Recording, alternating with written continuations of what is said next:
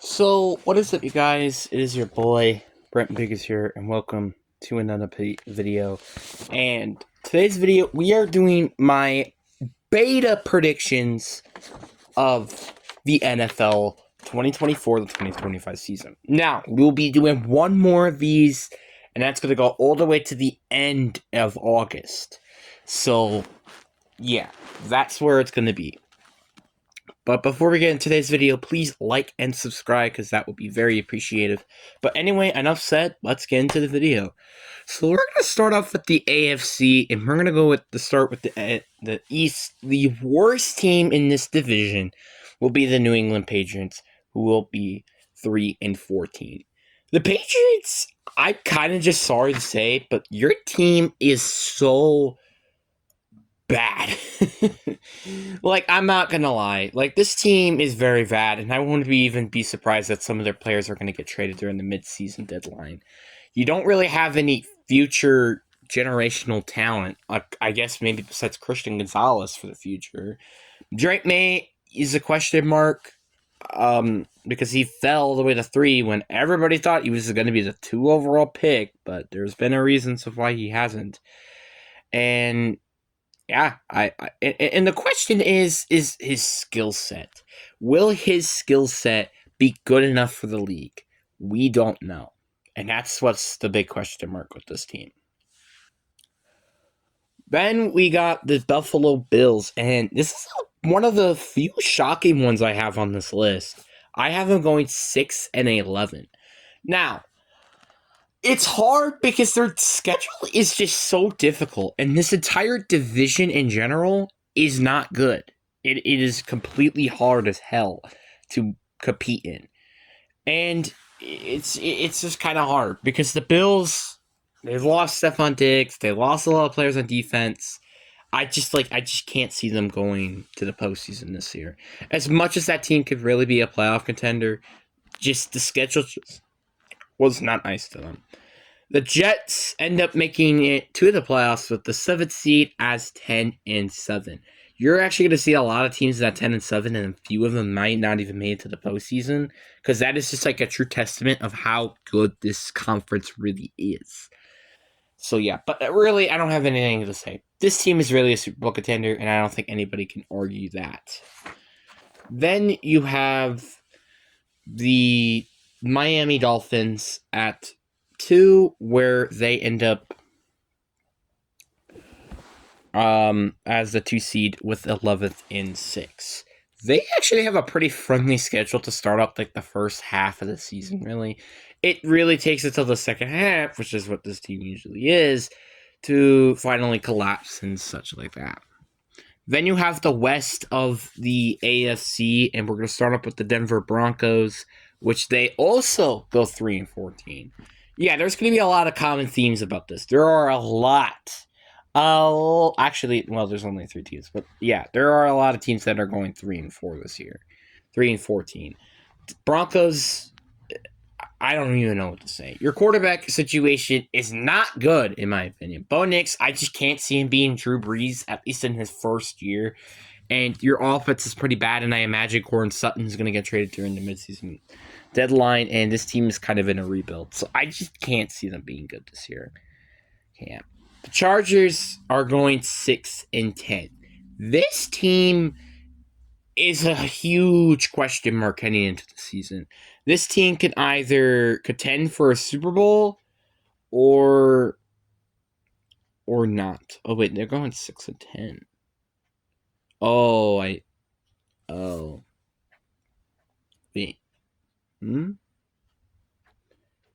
on a minute. Why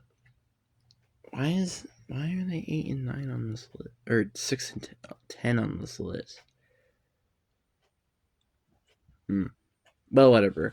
The Chargers, the point is basically they're not making it to the postseason, and as much as this team is not really that good, at least you guys get a high draft pick heading into the draft, so yeah, I guess that's a positive light.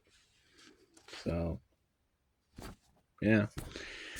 Then you got the Las Vegas Raiders, and they go 8-9. This team can honestly be a playoff contending team if they just weren't Like, honestly, if this team was in the NFC, I would not be surprised if this team ended up making it to the postseason.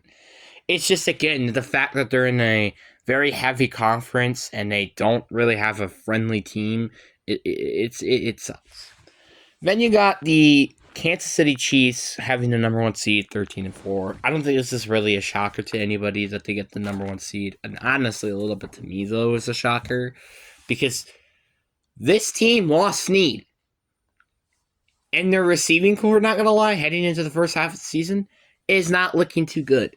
And literally, I'm not even going to lie, this entire division was completely dog shit to start the first 5 weeks. Yes, even the Chiefs. Actually, funny enough, the Chargers were having the lead for a little bit. Yeah, that's how bad this division really was.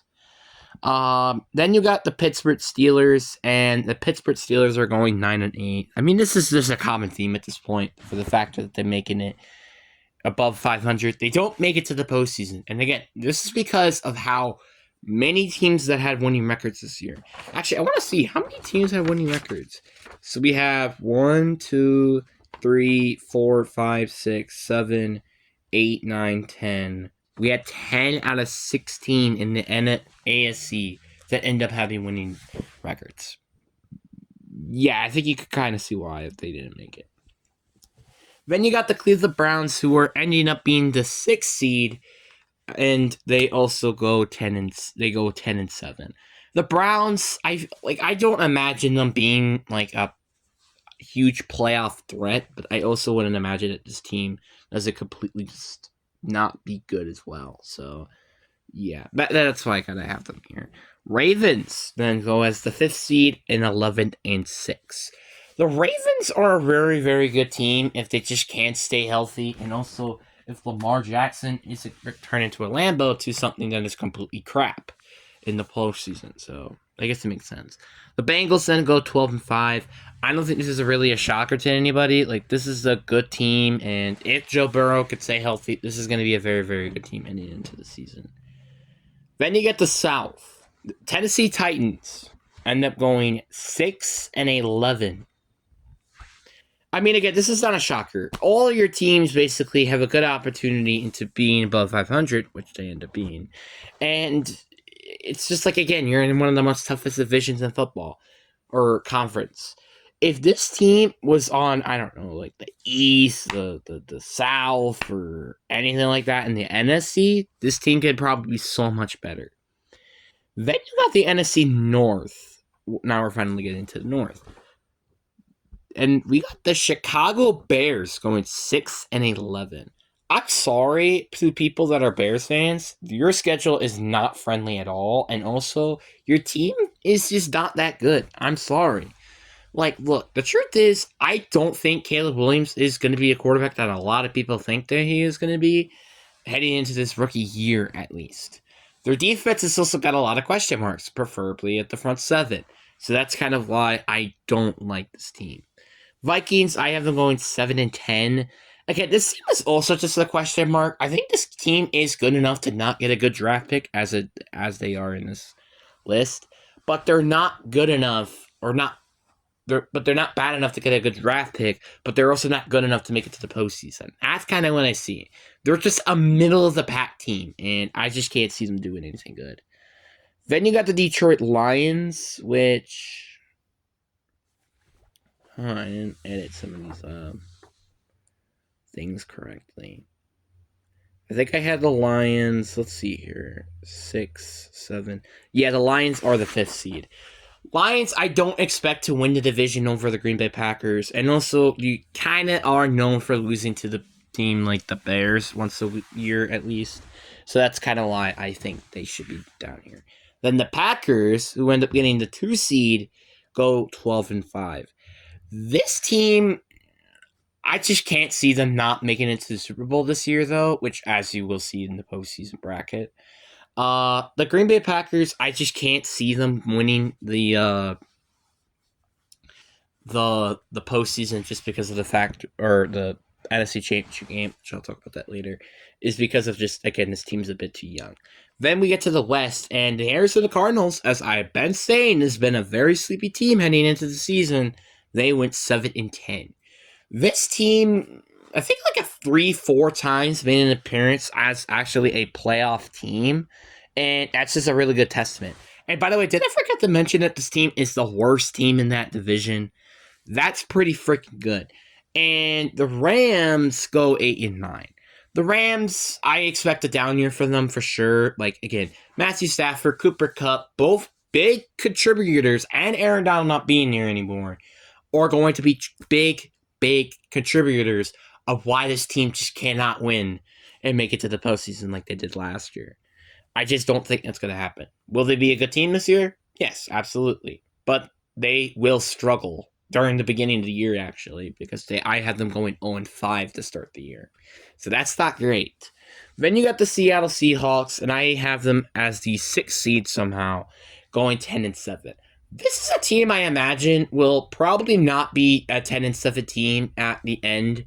I'm honestly a little curious if I do another one and see how that prediction thing goes, because no way in hell I have them going again 10-7. So yeah. And also, by the way, I think I might as well do a different, I think maybe next time I also do something else. Like I might do one during the middle of the year, but I don't know. Then you got the San Francisco 49ers, and I have the 49ers as the 1 seed going 14-3. This team has the best record out of every team, and I honestly think it's understandable. They didn't really lose anybody so far. Brandon Ayuk could potentially get traded, which he's probably going to, I imagine. So that's why they're right now 14-3. Then you got the NFC East, where the Giants are the last team that goes 3-14. The Giants, the Giants are just not good. Their offense, I still don't imagine being that good, because your O-line still has question marks, your receiving core has question marks, maybe outside of Malik Neighbors, and your quarterback is a big question mark. This team, I imagine, could be one of the worst teams in the league, or can make it to the postseason. It is literally in between that area, and there's nothing else to it. Then you got the Washington Commanders, which I was honestly a little surprised with, went 8-9 this season. The Commanders didn't make it to the postseason, but they were pretty close to making it, and therefore that's why they're here. Then we got the Dallas Cowboys, who sneakily make it into the postseason as the 7th seed in 9-8. I'm very surprised, honestly, with how the Bills were. I was very surprised to see that the Dallas Cowboys made it to the postseason. Not because I think they're terrible. I just think they're just not, well, I don't think they're as good as they used to be. So therefore, that's why I'm very surprised they made it. Then you got the Eagles with the 3rd seed, end up going 11-6. I really do think this team could be very, very good heading into the season, but I don't think they're going to be doing good anywhere else. Then in the NFC South, we got the Carolina Panthers. Not as bad as you guys think, going 5-12. This team did make massive improvements, but I just still think there are a lot of question marks for that team. Like, for example, despite they upgrade their interior offensive line, it is still not good. You still have your best receiver being Adam Thielen and Deontay Johnson are both slot receivers, so that's not going to help. Like, I could go on and on about how this team can potentially just not be a good team. And also, why in the hell did you trade Brian Burns? I'm sorry, but the more you think about what they did in the offseason, the more it just makes no sense for you guys to trade Brian Burns. I'm sorry, but that's facts. Then you got the Falcons, which once again they go 7-10. I'm pretty sure this is the 4th straight year. The Falcons, I'm sorry, but their defense is ass. It is just ass. I don't imagine this defense being good, even with Raheem Morris as their head coach, because he didn't get anybody to help with the front 7. So, yeah, just because they wasted a pick on Michael Penix. Then you got the New Orleans Saints, and I have them going 8-9. This team was honestly surprisingly not terrible. Like, I imagine if this team was in the AFC, same thing with like the Dallas, I imagine that this team could be so much worse. But surprisingly, they ended up playing pretty well, and somehow actually was very close to making it to the number 1 seed of the division, which ended up going to be the number 4 seed, Tampa Bay Buccaneers, 10-7. The Bucs, honestly, there was a point where like the Falcons were having a division, so it kind of was like the same case of what it was last time. But again, Their team didn't really upgrade a lot, so I would not be surprised they have a down year. So that's why, therefore, I am a little concerned with this team. And for some reason, my chick itself did not do. Actually, let me move you guys over here. Sorry, guys. I forgot to do the playoffs bracket, so I'm gonna need to do that real quick. So we got Jets, the Dolphins, and I did end up having the Dolphins win, obviously. I think Dolphins at home, that is a big advantage of a game there for them, and I don't imagine them losing. Even if this team is basically, as a lot of people have been saying, the Cowboys of the AFC. Then, what's the next game, actually? Oh, yeah, we have the Browns versus the Bengals. Browns v. Bengals. And honestly, not gonna lie with you, I think that the Browns are going to win this game. The reason why I think the Browns are gonna win is kind of just because of the factor that this team is so much, like, better. And, you know, they were also recently in the postseason. And Joe Burrow, I'm sorry, but I don't think this team is going to be as good as a lot of people are saying they are. And also Tyler Boyd being gone, it doesn't really help this team a lot. So, yeah. And then you have the Ravens v. the Texans. And I do have the Texans winning against the Ravens, which I think makes a lot of sense. Then you got the NFC, and I have the Cowboys going against the Packers, and obviously, without a doubt, I have the Packers winning over the Cowboys because, well, this is basically the same thing, except the Packers are at home this time, so they don't get the home field advantage like they did last time. So, yeah. Then you got the 6th seed, which is the Eagles versus the Seahawks. And a lot of people might question this decision. I actually have the Seahawks winning this game. Is it because of maybe my bias? Yes. But the Seahawks are just known for a history. I know this is with Pete Carroll, but they are known to beating the Eagles. They're just known for it. So that's why, therefore, I think it continues and the Seahawks end up beating the Philadelphia Eagles in the postseason. Then you have the Buccaneers versus the Lions, and obviously, without a doubt, I think the Lions end up winning this game. Then you got to the AFC divisional round where I have the Dolphins beating the Texans.